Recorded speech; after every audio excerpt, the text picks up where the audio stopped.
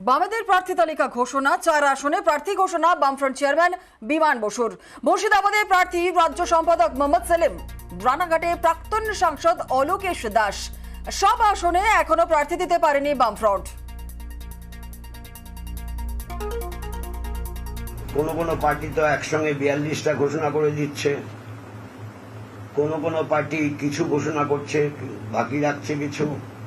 আপনাদের বললাম আমরা তো বাম ফ্রন্ট, অন্য কেউ ফ্রন্ট নয়। এখনো সব সিটে প্রার্থী নির্দিষ্ট করার ব্যাপারেতে কিছু আলোচনার প্রয়োজন আছে। এবার কোচবিহার কেন্দ্রে প্রার্থী ঘোষণা কংগ্রেসের। কোচবিহারে কংগ্রেস প্রার্থী পিয়ার রায়চৌধুরী।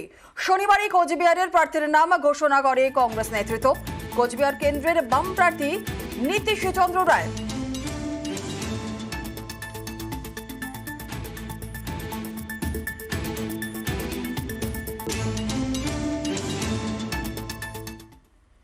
বহরমপুরে লড়াইয়ে নজরে কান্দি দিয়েই প্রচার শুরু ইউসুফ পাঠানের।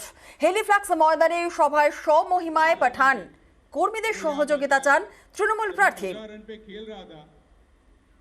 और मेरी टीम के विकेट 7 आउट हो चुके थे।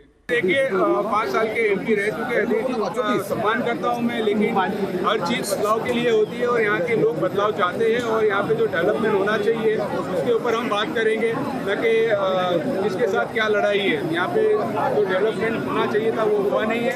दूसरी बात ये जीतने की बात है, ये आखिर में जो जनता है वो डिसाइड करेगी कि मैन ऑफ द मैच कौन है।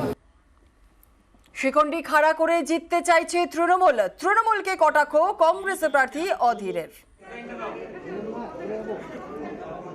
তৃণমূল পার্টি আমাকে হারাতে চাই আর বিজেপি পার্টি তার আসন সংখ্যা বাড়াতে যায়।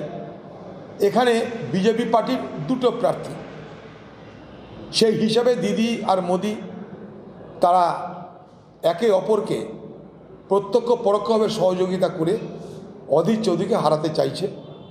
সেটা একটু কান পাতলে আপনারা বুঝতে পারবেন এখানকার মানুষ কি বলছে, এবং এটা মানুষের কাছে স্পষ্ট হয়ে গেছে।